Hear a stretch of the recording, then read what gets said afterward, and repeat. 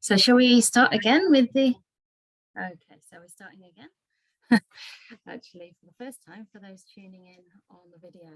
And today it's possibly the penultimate day of the subject on dealing with anger. And this is from the third chapter only in Bhikkhu Bodhi's book, Social and Communal Harmony. And today it's a very nice sutta that talks a lot about the mindfulness of the body and how mindfulness of the body can be incredibly helpful in dealing with anger or dealing with what happens when people approach us in an angry manner. So by maintaining that mindfulness, that groundedness, that centeredness within ourselves through the practice of mindfulness of the body, the Venerable Sariputta refutes somebody who is trying to basically destroy his reputation. So this is from the Anguttara number 9, verse 11. So if anybody has the Anguttaras, luckily I'm in my friend's house here in Perth. She has all the suttas. So the Anguttara would be here. So they're these big chunky books, which are rather wonderful. And if you get the Anguttara, then it will be ordered in terms of chapters based on 1s, 2s, or 3s. So the 9s usually means there are 9 different points to understand. And in this particular book, they're all numbered for you to make it a little bit easier. So I understand that the connection might not be the best. Is it still going in and out a bit? Is it still not great, huh? It's okay? It's good now. Right. It's good Thank now. you. Good. Thanks for reassuring me. So I'll carry on anyway, and we'll just pick up whatever we can. And this will be a discussion as usual. So I'll probably pause at certain points to invite questions, but I would be quite keen to get all the way through the sutta today because there's quite a lot in here to unpack. So I shall begin and pause after some time. Great. So here we go. This is called Sariputta's Lion's Roar. And a lion's roar is considered to be a kind of declaration of one's purity in a way, or one's spiritual strength, spiritual qualities. So it's something that happens in the suttas from time to time, especially when people are confronted. The Buddha used to do it too, and he would basically proclaim his qualities, his wisdom, his compassion. And it's, of course, not done from a sense of self, but done as a kind of inspirational teaching for other people to understand that they too can achieve the same things. So it begins. On one occasion, the Blessed One was dwelling at Savatthi in Jeta's Grove, Anathapindika's park. Then the Venerable Sariputta approached the Blessed One and said to him, Bhante, I've completed the rain's residence at Savatthi. I want to make a tour of the countryside. You may go, Sariputta, at your own convenience. So this is already very evocative for monastics even today, because it's traditional to stay in one place for the rainy season. And the rainy season in Asia and also in Australia is from the full moon of July to October. And traditionally people will stay in one place at that time and usually give more time to practice, to developing their own meditation inwardly. One of the reasons for this is that in the monsoon period, lots of little animals like worms and insects and maybe frogs and other creatures will come out due to the rain and the greenery around. Here we have the kangaroos. I don't think we're a particular threat to them, but then nevertheless, it's quite nice to stay quiet. And sometimes you can watch the baby kangaroos taking their first jumps, their first hops. So even today, most monastics will observe the rains retreat. And some decide, say in the West, in cooler climates, to have their main retreat period in the winter, but still they observe the rainy season by staying in one place.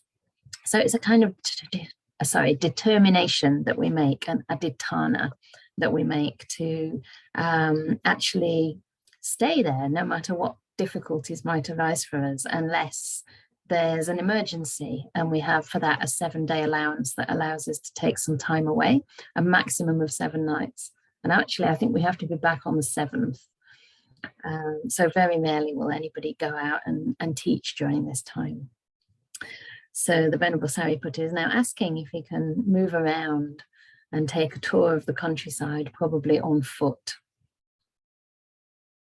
So the Buddha lets him go. Then the Venerable Sariputta rose from his seat, paid homage to the Blessed One, circumambulated him, keeping the right side towards him, and departed. Then, not long after the Venerable Sariputta had left, a certain monk said to the Blessed One, "Bhante, the Venerable Sariputta struck me and then set out on tour without apologizing." Then the Blessed One addressed that certain monk, "Go, monk, and call Sariputta." "Yes, Bhante," that monk replied. Then he approached the Venerable Sariputta and said, "The teacher is calling you, friend Sariputta."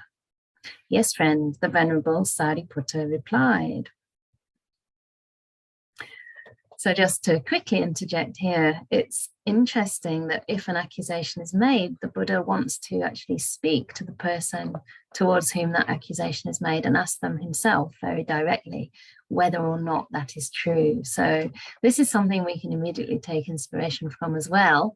And I think it's a certain safeguard against making assumptions, or against engaging in gossip and believing what is said about another person. So the Buddha will always go and address them directly and clarify the situation. So Sariputta is coming as he's been requested to.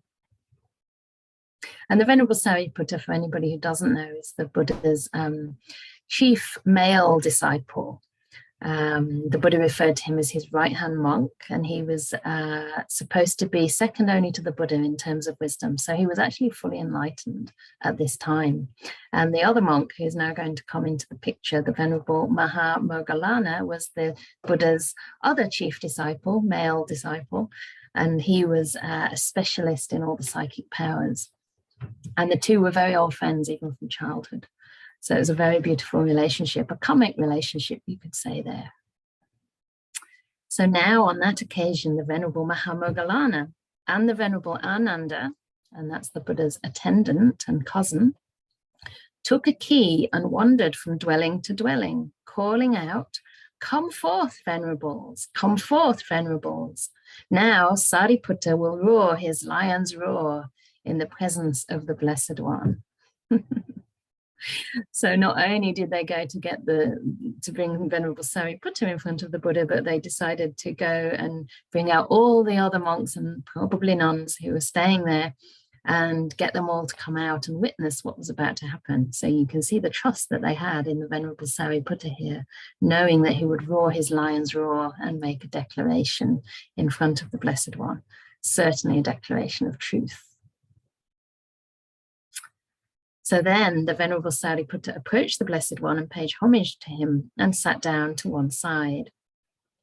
The Blessed One said to him, "Sariputta, one of your fellow monks has complained that you struck him and then set out on tour without apologizing." So this is the Venerable Sariputta's response.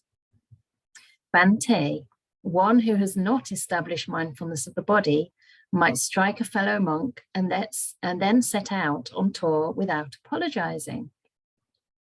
Just as they throw pure and impure things on the earth, feces, urine, spittle, pus, and blood, yet the earth is not repelled, humiliated, or disgusted because of this. So too, Bhante, I dwell with a mind like the earth, vast, exalted, and measureless, without enmity and ill will."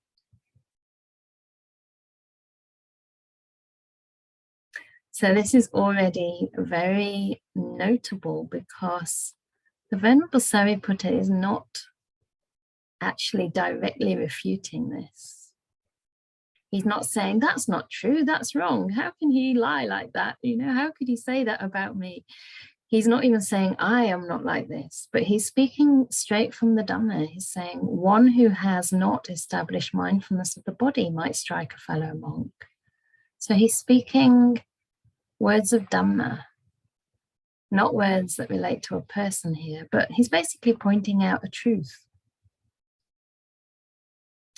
And so one who has not established mindfulness of the body might still be capable of that, might still be capable of anger. That also points towards mindfulness of the body as an amazing tool to overcome that anger if it's fully established. And then he's also saying that he dwells with a mind like the earth, vast, exalted, and measureless, without enmity and ill will. So this is quite interesting because that phrase is often used in relation to the practice of the Brahma Viharas and the deep practice of those states. So the practice of loving kindness, compassion, sympathetic joy, and equanimity. It's the same phrase. Abundant, exalted, immeasurable is sometimes the translation there. So this also points to the Venerable Sariputta's development of those states. And perhaps it's linking it there to the mindfulness of the body, right? Could it be that by establishing mindfulness of the body to its fulfillment that we also establish the Brahma Viharas as well? Just a question. So I'll continue with these passages and pause at a certain point. So number 2, he says again, Bhante, one who has not established mindfulness of the body, might strike a fellow monk and then set out on tour without apologizing. Just as they wash pure and impure things in water, feces, urine, spittle, pus, and blood, yet the water is not repelled, humiliated, or disgusted because of this.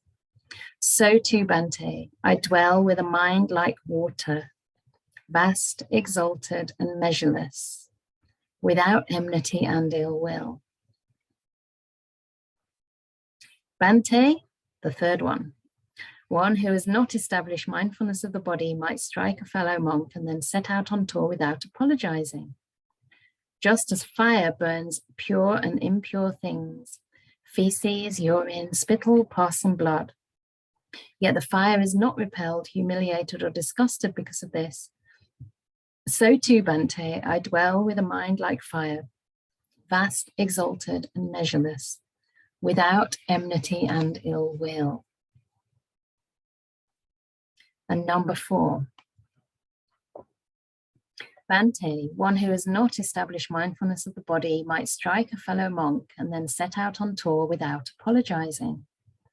Just as air blows on pure and impure things, feces, urine, spittle, pus, and blood, yet the air is not repelled, humiliated, or disgusted because of this. So too, Bhante, I dwell with a mind like air, vast, exalted, and measureless, without enmity and ill will. So I'm going to pause here because this ends the first 4 responses, and you might notice that each one is exactly the same, but just using a different element as an example. So this is a reference to the 4 elements: earth, water, air, and fire. And he's comparing his mind to those elements. Vast, exalted, measureless, without enmity and ill will. So I'd like to pause here and ask for any questions, comments, responses that you might have, or to clarify anything around what's being said so far. So please raise your virtual hand if you wish, and we can have some discussion around it.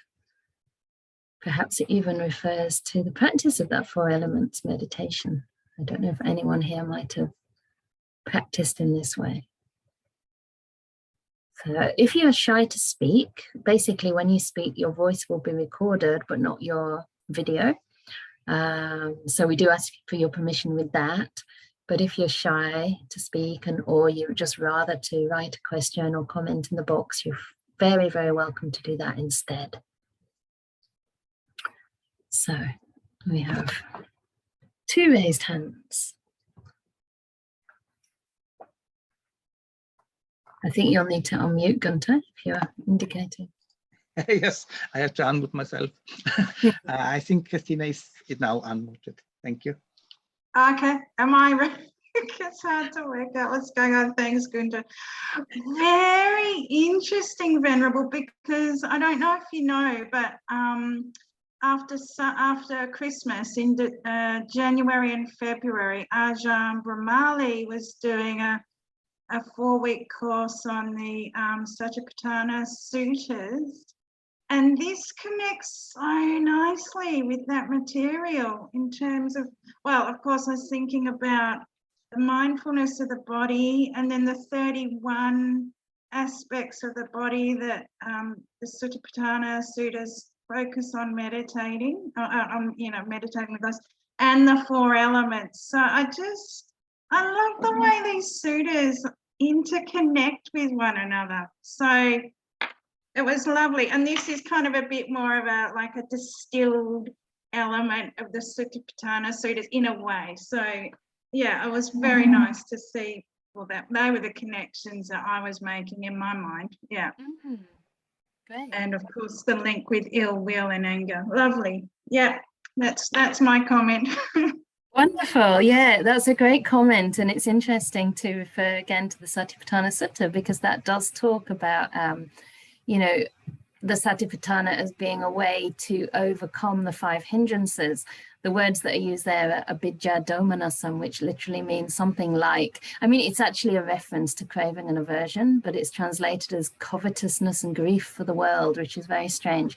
But it basically does mean all kinds of anger and also craving. The 2 are basically sides of the same coin. And so again, mindfulness of the body is one of those satipatthanas, the kaya anupassana. Yeah.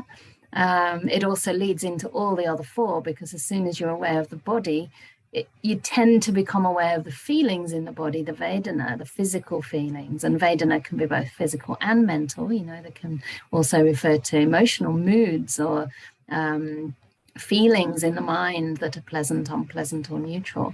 So by practicing this mindfulness of the body, it's natural, isn't it, based on the Satipatthana Sutta 2, that we would start to overcome this ill will and this craving, basically the 5 hindrances. So here it's very much referring to overcoming anger, or not responding with anger even when provoked. And I think that's really notable, that the way that it's applying to a specific incident in the Buddha's life, and in the life of the Sangha, to see how those teachings apply and how relevant they really are. And you're quite right, it also talks about these elements in the body, the feces, urine, spittle, pus and blood, which are things we're asked to contemplate as well. In the body. So in a sense, by contemplating that, we also lose our disgust towards it. We just see them as aspects of body, right? Aspects of the 4 elements, in this case, mostly water and earth, and, urine is water, feces is earth. So whatever's arising, the Venerable Sariputta is basically equanimous to that. He's also saying, whether they're pure or impure. So I think that refers to praise as well as blame. Yeah. And then, of course, he's referring to his practice of dwelling with a mind that's vast, exalted and measureless, without enmity and ill will. So when we do overcome that anger and ill will, there's a loving kindness in its place. So yeah, it's very lovely. And thanks for making those connections. Shall we come to James? James, may I ask you to unmute, please?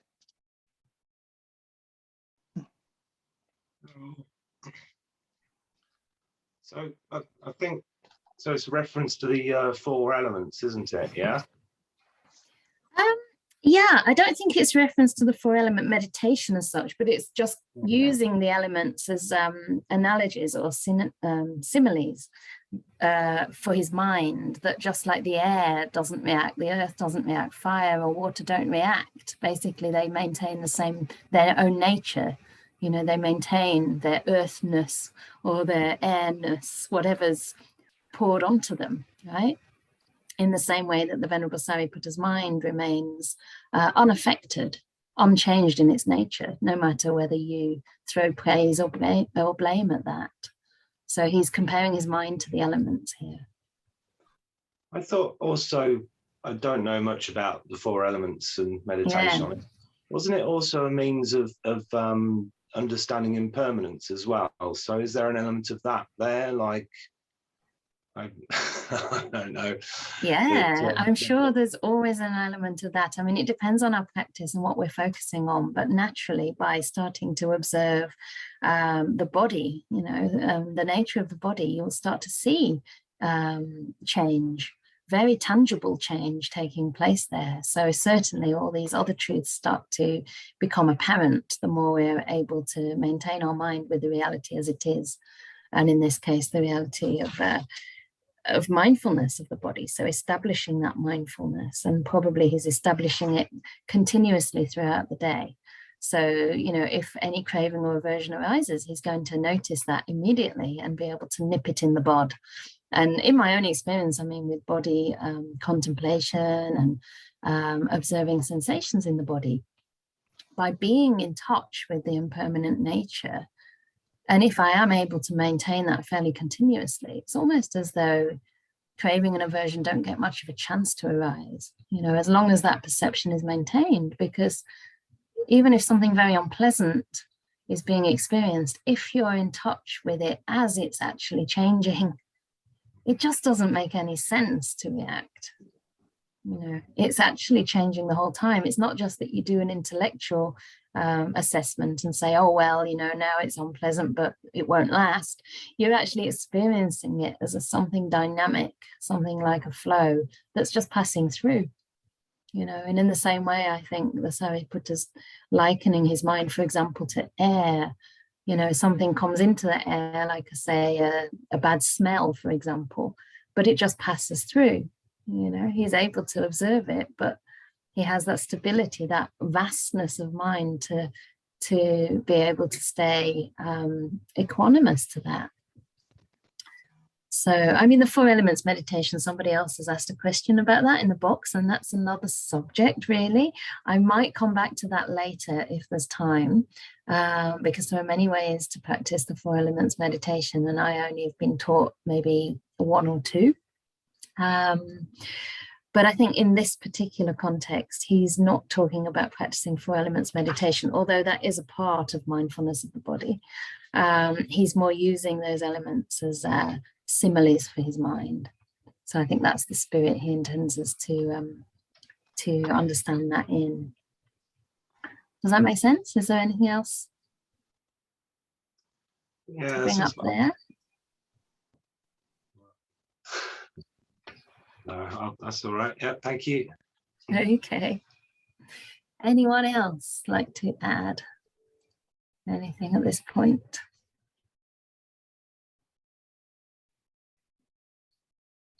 Okay. Maybe I will say just a word or 2 about the 4 elements in brief. Not so much to get into any particular technique, but just to say that it's another way of understanding or breaking down what the body is really composed of. So one of the ways that I've learned to practice the 4 elements meditation is to experience feelings related to each of the elements. So rather than kind of going through the body, and you could go through the body and just notice, okay, the skull is hard, it's the earth element, you know, maybe organs which are quite dense, earth element, you know. But I think it's much better to actually experience these elements as feelings in the body. So the way that I've been practicing quite recently is to first of all understand the particular qualities of earth. So qualities of hardness, but also lightness. So that's the whole kind of field of weight, if you like. Another quality is roughness, and then the opposite, smoothness. So that's the whole field of texture, you could say. So there's weight, there's roughness, smoothness, and there's softness and hardness. Did I say softness and hardness already? No, softness and hardness. So the whole field of softness and hardness. And you actually can scan the body looking out for those sensations. So rather than just doing a body scan and experiencing whatever sensations manifest for you, when we do the 4 elements meditation, we might take earth element, but we might just take the qualities of, say, hardness and softness. And first of all, scan the body looking for hardness and actually experiencing the sensation of hardness. Yeah. And the whole point of doing this really is to, again, understand that these are not self. Yeah, this is just simply hardness. And it's quite interesting because when the perception does become kind of sensitive to hardness, you can experience hardness throughout the body. At the end of the meditation, when I see things that are hard, it gives me a sense that, oh, my body, you know, the bones or the nails or the teeth are no different in nature from, say, this table or this wooden floor or this wall. And so you start to understand the body as just physical matter, just physical elements. And you're experiencing those elements at the level of contact. Yeah, the passa, the contact between the mind and those elements. So it's a kind of mindfulness of the body, but a little bit more breaking it down into its component parts. So at that stage, I mean, the way I've learned 4 elements meditation, we're not actually specifically looking at the impermanent nature of those elements. Of course, you might notice that, but it's not that your perception is looking out for that. You're more looking out for the qualities of the elements. So it's much more concerned with matter than with Vedana. It's more Kaya-anupassana than Vedana-anupassana, if that makes sense. I'm kind of reluctant to speak too much about it because it's a big topic and I don't want to confuse people. But just to give you a sense that it's possible to experience the body in a much more objective way and in a way that depersonalizes that sense of identification with the body. Like you can't really say that earth element is me, that hardness is mine, right? Or that softness is mine. You know, softness is there in your body, but softness is also there, say, in your pillow, yeah, or on in your bed. The softness, it's just one of the qualities of matter. So it's body, it's rupa. Okay, I'll come to Christina quickly because I do want to get through this sutta, and then we'll move on.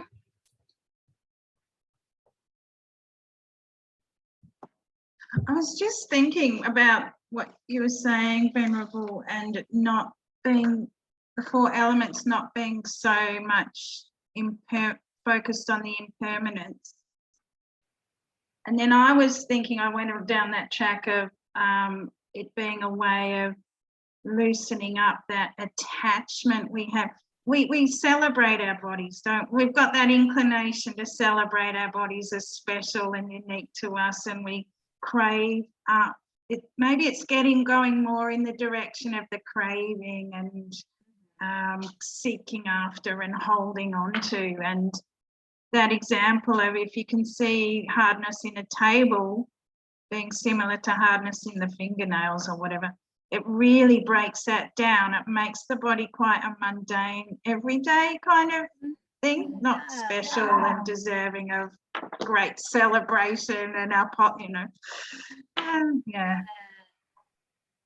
That's a great point, actually. I like the word mundane. It seems kind of mundane. It seems kind of, yeah, it's just matter. And that is one of the phrases that the Buddha actually uses in the Satipatthana Sutta. He says that, you know, the Satipatthana Sutta develops to the point where you're able to see body as mere body, you know, just as body.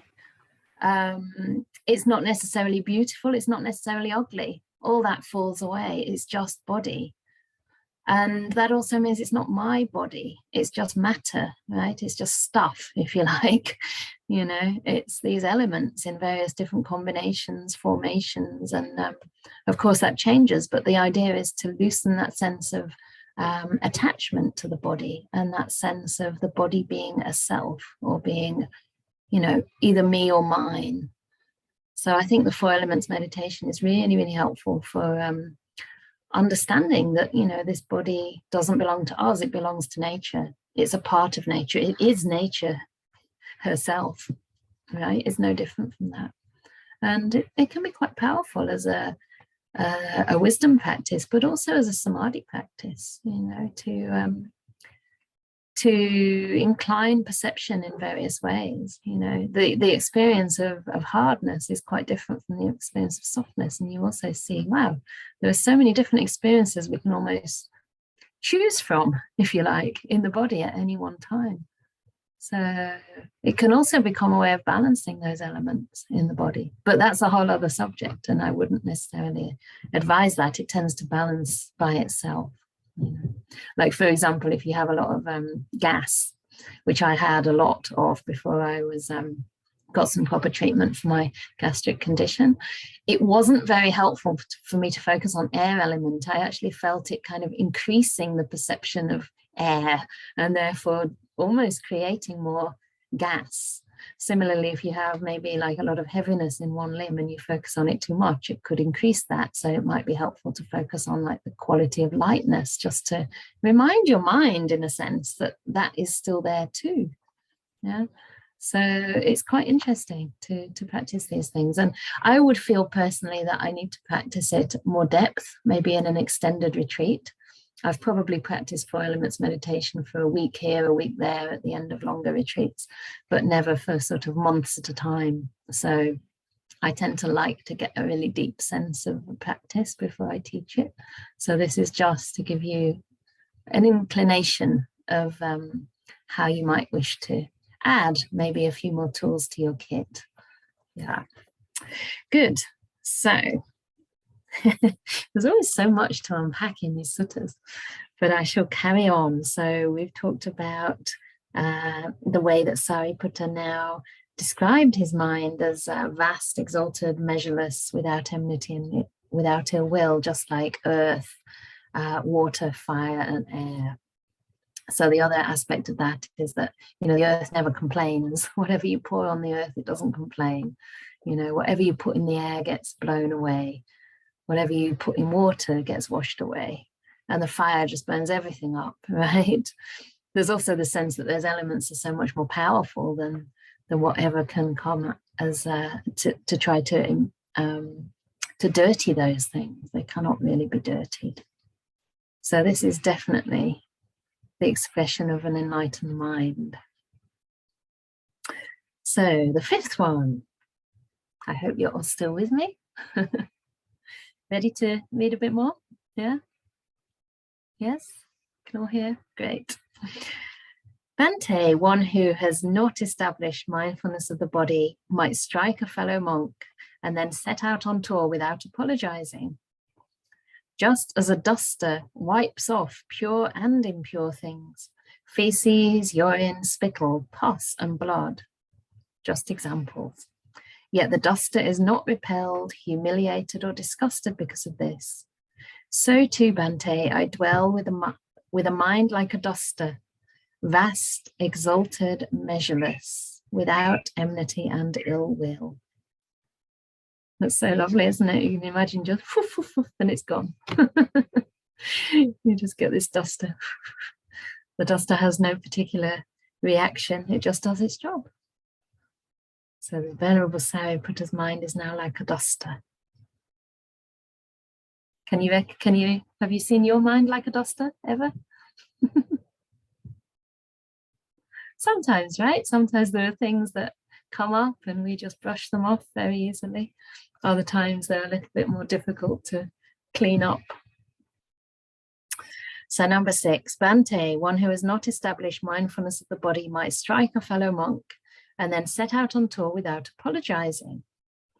Just as an outcast boy or girl clad in rags and holding a vessel enters a village or town with a humble mind, so too, Bhante, I dwell with a mind like an outcast boy, vast, exalted, and measureless, without enmity and ill will. That's quite interesting. So I think the word humble here is the key. holding a vessel, enters a village or town with a humble mind. So perhaps it's also referring to holding that vessel and keeping one's mind on the task at hand, not being roused into a sense of self that takes offense, but just carrying on with what the work at hand. Any other thoughts about that? I find that quite interesting. We definitely would like some more people to engage. No thoughts? Not yet.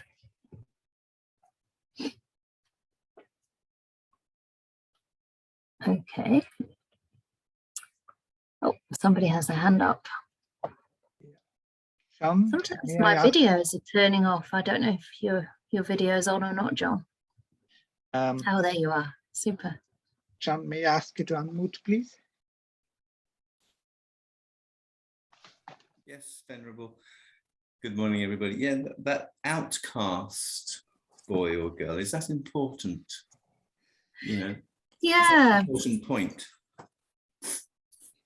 I'm thinking that perhaps this is very specific to the society at that time.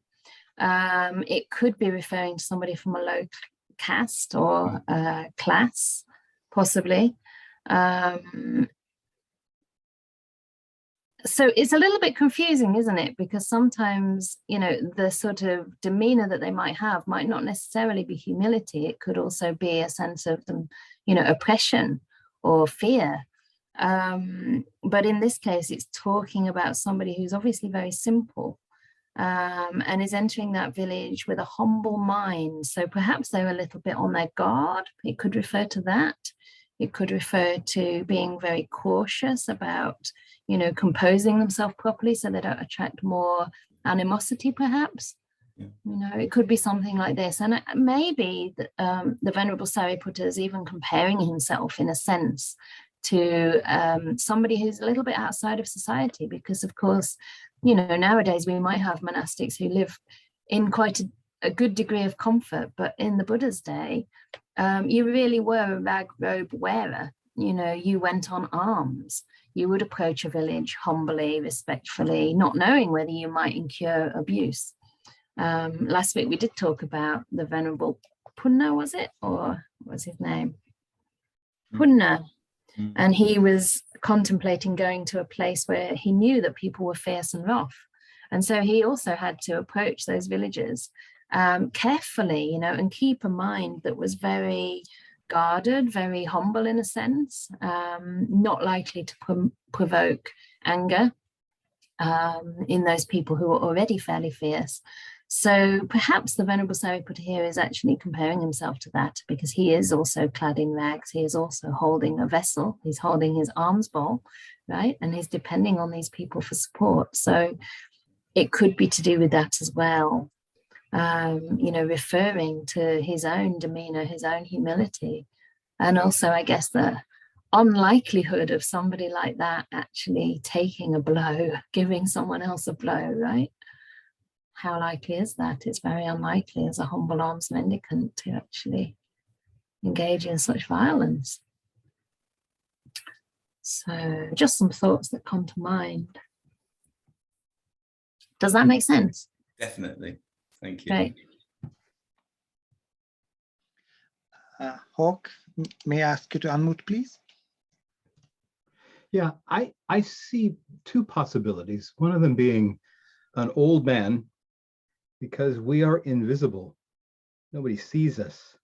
We walk, we do what we do, we concentrate on what we need to concentrate on, but everybody else in the world just ignores us. And there's something that's very freeing about that, because I don't have to do anything to impress anybody, because nobody sees me anyway. And the other is a person, a minority in a non-minority world, being aware that there is ever danger every minute of every day. And so the focus on the vessel, what you're doing, is a way of not engaging and risking possible injury to yourself for something so innocent as a glance. Yeah, that makes a lot of sense. Yeah. Thank you for sharing that. You're welcome. Yeah, it's something that it's hard for other people to understand, you know, if they haven't been subject to being, like you say, a minority in a system where you're not, you know, in position of privilege, or, you know, you're not entitled in that society. Most people can walk through the day kind of not fearing too much hostility, at least not based on gender or race, right? Maybe sexual orientation. I mean, there may be dangers, but it won't be based on those things. And those are things that we can't do anything about, right? That's who we are. And so that will have an effect on our entire demeanor and the way that we manage to get through life. So that's a really beautiful and nuance there. Also a little bit of a sad nuance to me. I mean, even when I read this the first time, I thought, oh, you know, it's not necessarily something to uphold, is it, as an example, if that's coming through fear, you know, or a very real sense of the danger. And yet in this case too, I guess the Venerable Sariputta in this particular sutta is obviously subject to some abuse, some wrong accusations. So in that sense, he's keeping his mind very humble and simply focusing on what he needs to do to maintain his dignity. Yeah. Thank you for sharing that. Is there anything else people would like to share before we move on? Okay. So number 7. Bhante, one who has not established mindfulness of the body, might strike a fellow monk, then set out on tour without apologizing. Just as a bull with his horns caught, mild, well-tamed and well-trained, wanders from street to street and from square to square without hurting anyone with its feet or horns, so too, Bhante, I dwell with a mind like that of a bull with horns caught, vast, exalted and measureless, without enmity and without ill will.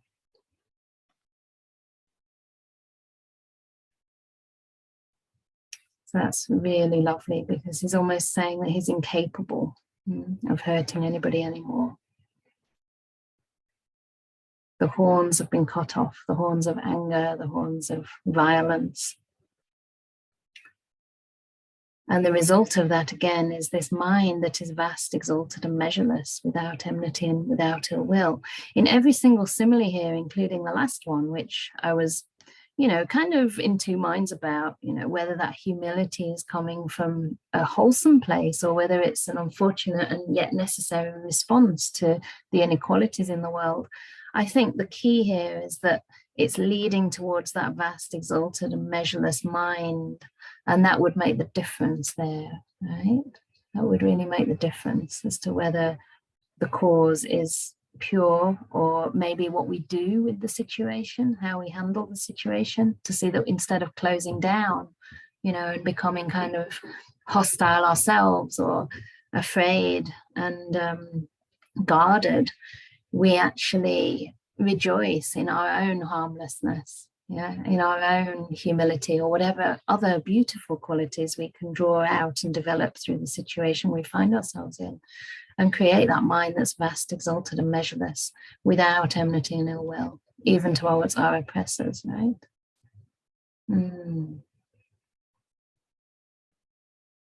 So we have to become mild, well-tamed and well-trained, but certainly not brittle or small.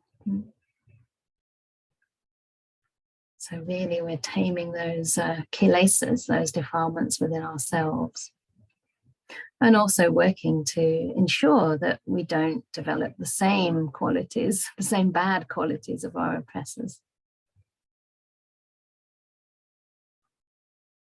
So I'll continue to number 8. Bhante, one who has not established mindfulness of the body, might strike a fellow monk and then set out on tour without apologizing. Just as a young woman or man would be repelled, humiliated, and disgusted if the carcass of a snake, a dog or a human being was slung around their neck, so too, Bhante, I'm repelled, humiliated, and disgusted by this foul body. So this is a little bit different now. We're going into a slightly different kind of practice, which is called asubha meditation, looking at the foul nature of the body. Yeah? And again, this is to undermine our sense of attachment to it, or like Christina said, that celebrating of the body, of something that's really just a vehicle for our practice and is in itself not really very pleasant or beautiful at all. And it's, I don't know if anybody else recognizes this simile from other places in the texts. Yeah, do you?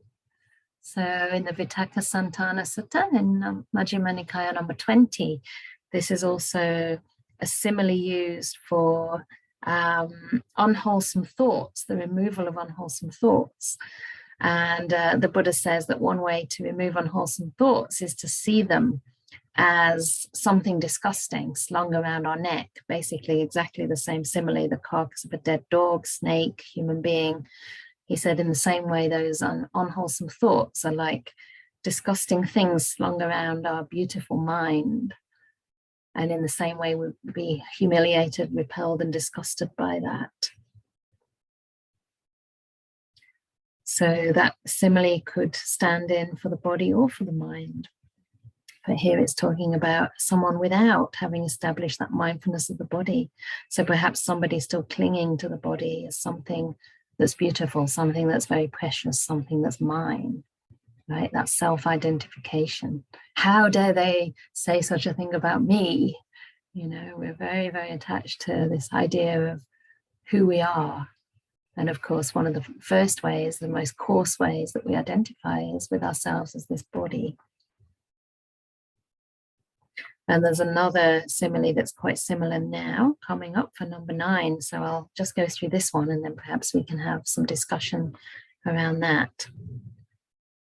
So number 9, Bhante, one who has not established mindfulness of the body might strike a fellow monk and then set out on tour without apologizing. Just as a person might carry around a cracked and perforated bowl of liquid fat that oozes and drips, so too, Bhante, I carry around this cracked and perforated body that oozes and drips.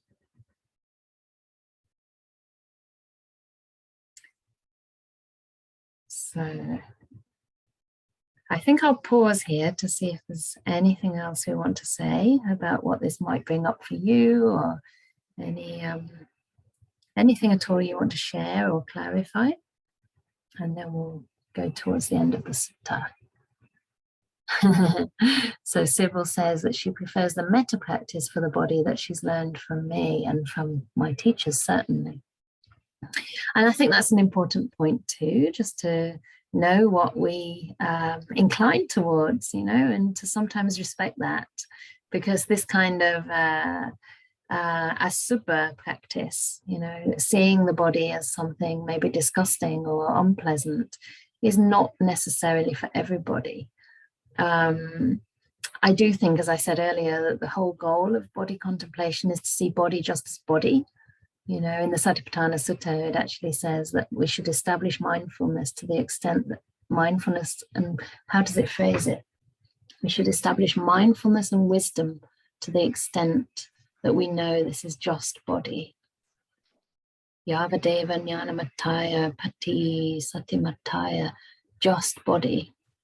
Anisito Chaviharati. So we are able to remain clinging to nothing in the world. So the whole goal of that is that we're able to dwell without clinging to anything in this world, yes? So we don't even cling to the idea that the body is disgusting or beautiful. We just don't cling to body at all. And yet, before we get to that point, it can be helpful to use certain methods to undermine whichever tendencies are strongest for us. For some people, it's the craving, the clinging, the delighting in the body. You know, this is also, the Buddha also says that one of the causes of lust is delighting in our own feminine or masculine features. We actually get besotted by our own bodies, and therefore we desire the bodies of another. Yeah, if we're not so besotted with our own body, then we're less likely to seek delight in other people's bodies. And so for some people, it can be helpful to look at the body as something quite gross, right? I mean, why do people dye their hair, curl their hair, style their hair, put on all this makeup or smart clothes? You know, it's to try to cover up something that's actually not that beautiful at all. You know, we wear aftershave, or I don't know what people do. They pluck their eyebrows. Apparently eyebrows are something gorgeous these days to, ooh, nice eyebrows, wow. So we make our eyebrows a certain shape. And, you know, why do we do that? Because it's just an eyebrow. It's pretty bushy and not particularly good looking at all. You know, we brush our teeth. Many times we use dental floss and mouthwash because the breath is quite gross, right? If we leave it for very long. When you wake up in the morning, do you have pleasant breath? I don't know. I don't. Especially if you have gastric problems, sometimes you get bad breath, or, you know, if you don't use deodorant for a while or have a shower, then there's a smell that comes from your armpits. So sometimes, you know, you can have a bit of fun with it as well. I mean, it's not actually a big deal, is it? You know, is it really that embarrassing to have like a sweat patch under your armpit? It's like, so what? Everybody sweats. So it doesn't have to be like done to the extent of feeling like so grossed out by the body that we, you know, we don't really want to live anymore. No, we take care of the body, we have our shower, we brush our teeth, but it's just to see that there's nothing really that attractive in there. But some people, you know, and I don't know if this refers to Sybil or other people, you know, maybe ourselves at certain times, maybe all of us at certain times, we actually find the body quite gross already and, you know, want to reject it or just want to move straight into the mind when we meditate. For us, it's probably quite helpful to practice metta at those times, you know, to actually make peace with the body and to learn to befriend the body. Be kind and respectful, recognizing all the things the body does for us. Yeah, without this body, how could we be mindful of the body? You know, it'd be impossible to develop mindfulness of the body without a body. So we can see its beauty, we can see how to use it as a vehicle for liberation as well. Yeah. So yeah, metta practice is also very important, and we can direct our metta to the body itself, even to sicknesses in the body, not with the intention that we cure them, but with the intention that we care for them. And I had to do this 2019 after having a melanoma removed on my arm. You want to see my tough forest nun scar? Look at that. Can you see that? It's quite big. You probably can't see it very well. Anyway, it's quite big actually. And yeah, there it is. So everything was going well. They took it out and it hadn't spread and all this. And then, but unfortunately I had the operation just before traveling to Perth, and I had to carry my bags and sit on the aeroplane with it all covered up. And after about a week, it was all icky and infected. And I had to go and have like the dissolving stitches taken out because they weren't dissolving, and it was pus coming on every single stitch. It was really gross. And I just practiced metta, lots and lots of metta to the body. First of all, just general metta, and then when it was quite strong, sort of, you know, just giving the body the opportunity to heal. And I can't say that bang, the infection was gone. Anyway, I'd started taking antibiotics, but it definitely started to subside. Yeah, so metta practice is really great from time to time to keep things in balance. So there's a couple of people who had their hand up who haven't spoken yet. Shirley had her hand up. It's gone down again. Do you want to put it back up, Shirley? Yeah. Okay, so we'll go Shirley, Shell, and then come to you, Christina. Shirley, may you unmute, please? I actually put it down because I wanted to make a comment on the outcast child simile, and I just felt it was sort of might sort of disrupt the flow of the discussion. But shall I just go ahead or shall I wait for other people to? Go for it, it's so important. I just thought Sariputta was the second Buddha, second disciple to the Buddha, greatest in wisdom. And all these people, you know, you got Mahamoggallana and Ananda sort of hoixing all the monks out of their kutis to come and listen to him. And Sariputta just didn't take that on board. He didn't think, that monk accused me. I'm the sort of second most important monk. And when I thought of that, and it didn't occur to me till later on, I thought, wow, he just didn't take that on board, his position in the Sangha. He just thought, I'm just the same as a outcast child. I'm actually nobody. He didn't identify with his important position at all, which is just quite amazing. And I just found that quite awe-inspiring. So I just was going to keep quiet today, but I just wanted to share that. Oh no, please never feel you need to keep quiet, because you always have something beautiful to share. Sometimes you might not have something to share, but whenever you do, you're welcome. And yeah, I think that's a lovely way to see it, you know, that he's keeping his mind so humble. I mean, in my experience too, the wiser a person becomes, the more humble they actually are. You know, the Buddha actually says they don't even think they're the same as anyone, so he's probably not even comparing himself with the outcast child, you know, one who is even fully enlightened never thinks they're the same, better or worse. They just don't conceive in terms of a self. And if you look at what the Venerable Sariputta is actually doing, he's not like you say, he's not defending himself, he's not coming from a sense of self. Nor is he putting the other person down in any way. He's actually taking the opportunity to give a teaching on the power of mindfulness of the body.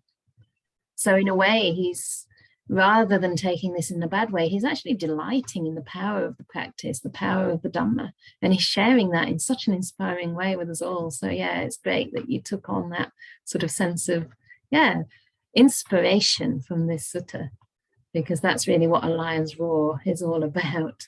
Yeah, thank you, Shirley. Shell, may I ask you to unmute, please? Thank you.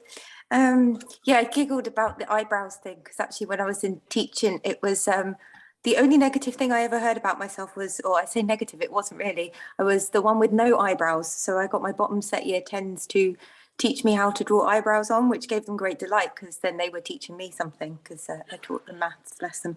Anyways, I no longer draw my eyebrows on because I don't wear makeup anymore, and that's another journey through it all as well. But yeah, just with regards to the sutta, it's interesting, these last two verses, I was reading them as very much almost like an admission of guilt.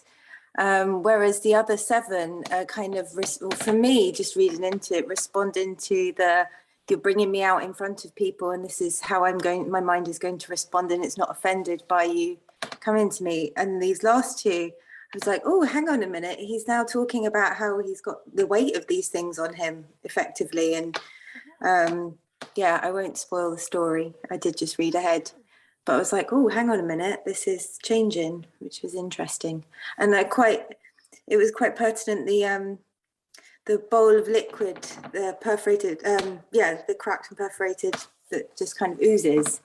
It's that thought of, carrying that weight around with you that's just going and flowing everywhere and just coming out. And it's, quite a painful thing when, you realise you've done something wrong. And it does just kind of ooze out of you until you can, or for me, it oozes out of me until I can go and speak about it or accept what I've done and apologise. Or Thank you. Oh, wonderful. Yeah, you've interpreted it in a completely different and unique way there. And that's really nice too, in the sense that you could see it a different way. I mean, I think in this case, he's not actually making an admission of guilt, because he's more saying that, part of the outcome of establishing mindfulness of the body is not to see that there's anything worth holding on to in that body. And therefore somebody's, anything that unpleasant that happens and that may have an unpleasant effect in the body, doesn't actually affect him. That's the way I read it. But it's just so wonderful that we can take these teachings and apply them to our own experiences in ways that can really help us. And that's the whole point. You know, it's not about the right or the wrong interpretation so much as understanding, you know, how the mind works. And as you say, how it can feel to carry something around that's so ugly in a sense, right? You were talking about the burden of guilt, perhaps, or regret. And also this idea of like not actually being able to admit, to open up and admit that, how it seeps out. Yeah, very nice. Thank you. So we're quite close to the end, but I don't like to leave anything out. So just quickly come to Christina and then try to conclude. Christina, may I ask you to unmute? This is just a quick comment, but I was thinking, like, in considering our own bodies in this way, you know, as a leaking vessel and not very attractive, and it also invites us to think about other bodies in the same way. So if we are insulted by another, or another person does something that could potentially upset us, it kind of puts them in the context of, well, they're just another body. Do you know what I mean? I'm kind of trying to take it more into so what I think about my own body, I can extend to other bodies, and it diffuses the personalizing of it, you know, to a degree, not fully, but it's kind of heading in that direction a little bit for me. You know, they're not a glorious body. They're not an elevated being in a sense. They're not much different from me at all. They're earth, fire, water, wind, as I am too. And yeah, anyway, I was just going down that track with it. Wonderful. I think that's very, very much intended as a part of this, or it's an outcome of this as well. Because of course, you know, just as I am, so is everybody, right? And in the Satipatthana Sutta again, you know, the Buddha does talk about understanding these things internally and externally. So literally, you know, seeing your own body as subject to impermanence, you know, not self, and basically a lot of suffering, a whole heap of suffering.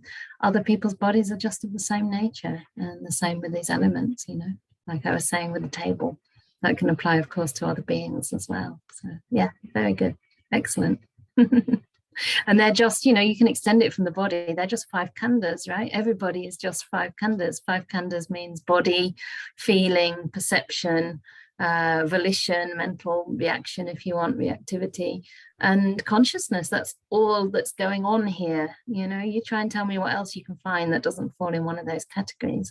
There's really nothing else there at all. And that's the same for everyone. So, you know, if somebody sees us a certain way, that's just perception arising for that moment in time. That's it. That's all it is. And it's gone. Problem is we cling to these things. So I'm going to continue to read through this so that next week we have one sutta to dwell on quite a lot to finish this chapter off. So now is the summary of the sutta. Bhante, one who has not established mindfulness of the body might strike a fellow monk here and then set out on tour without apologizing. Then that accusing monk rose from his seat, arranged his upper robe over one shoulder, prostrated himself with his head at the Blessed One's feet, and said to the Blessed One, Bhante, I've committed a transgression in that I so foolishly, stupidly, and unskillfully slandered the Venerable Sariputta on baseless grounds. Bhante, may the Blessed One accept my transgression, seen as a transgression for the sake of future restraint.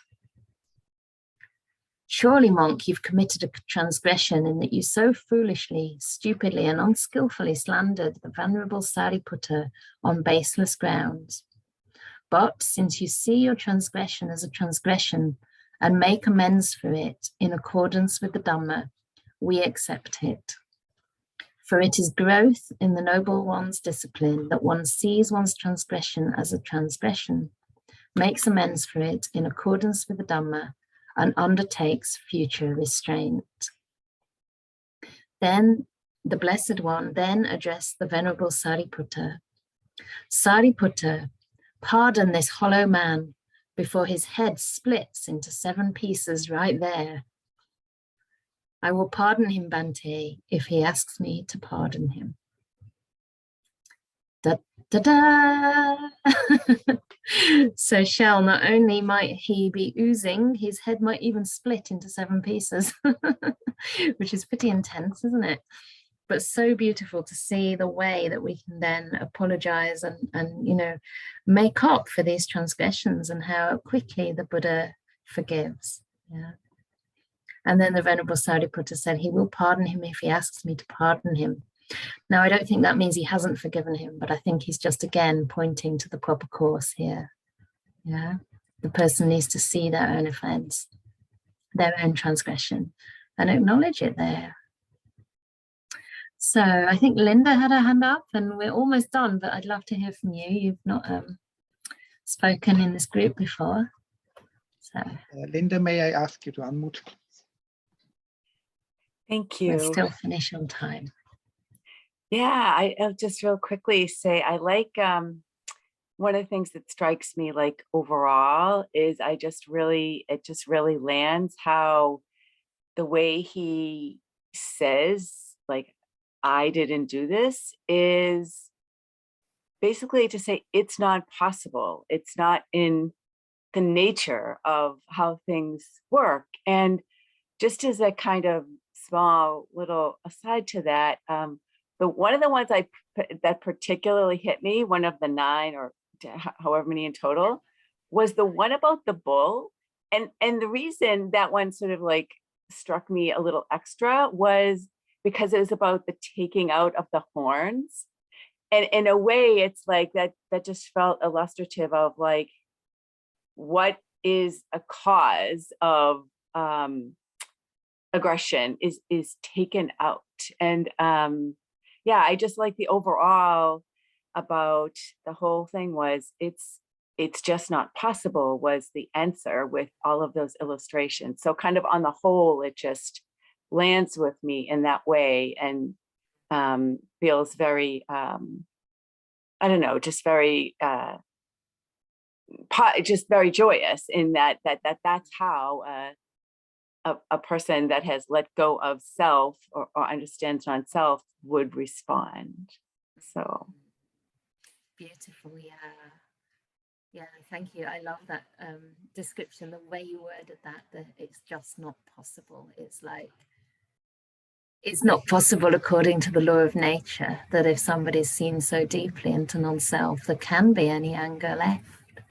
You know, it's not possible, and that it is only possible that their mind can be so vast, exalted, and measureless without enmity and ill will. You know, that's the natural outcome, right, of seeing the Dhamma at that depth, that there is an end of all of this. There really is a chance to uproot these defilements once and for all. Yeah. And how a person never then conceives in terms of a self. It's really beautiful. Thank you. Yeah, thank you. And also with the bull, looking at the cause, rooted out, completely rooted out. In some suttas, it says made like a palm stump. It just means the tree can't grow again. Yeah. And there's a nice place where the Bhikkhu Bodhi, the Venerable Bhikkhu Bodhi, says that, you know, the uprooting is complete. I forget it now, actually, but he's basically saying it's complete, it's all around, it's yeah, there's no roots left, you know, it's just all that tendency towards ill will has just been completely obliterated. Very good. Okay, did you have your hand up again, Linda, or had it just not been taken down? Is it all right? Yeah, you're good. That's fine. I just wanted to make sure I didn't ignore anything. So I think normally we invite one of the co-hosts to speak now. Is that right? Yes, it is. Hi, Kelly. yeah, it's always really nice to and really inspiring to see so many people coming together to hear and discuss the Buddhist teaching. So thank you, Venerable Canda, for offering us this opportunity. So I want to say just a few words about Dana. As always, the Sutta discussion is offered on a donation basis. And if anyone would like to offer Dana, that would, as always, be very much appreciated. So anything you are able to give will continue to provide for Venerable Canda's material needs, support her to continue the teaching of the Dhamma, and support the setting up of the development of the first Bhikkhuni monastery in the UK. And I have put the link to the website where you can find out how to donate in the chat box. Thank you very much.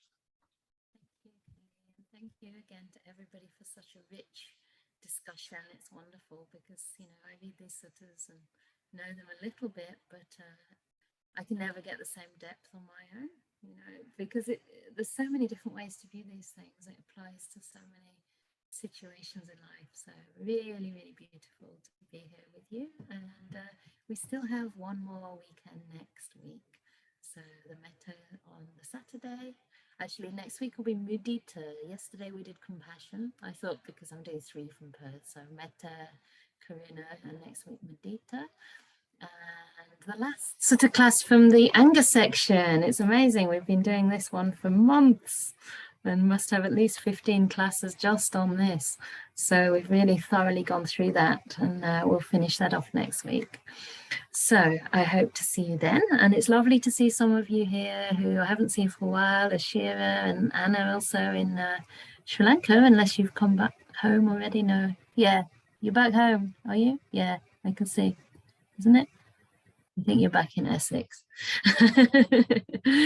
So really nice to see you all, and our friends from America as well. Thank you to Hawk and also to Linda and wherever else you're calling in from. Very, very lovely to see you all.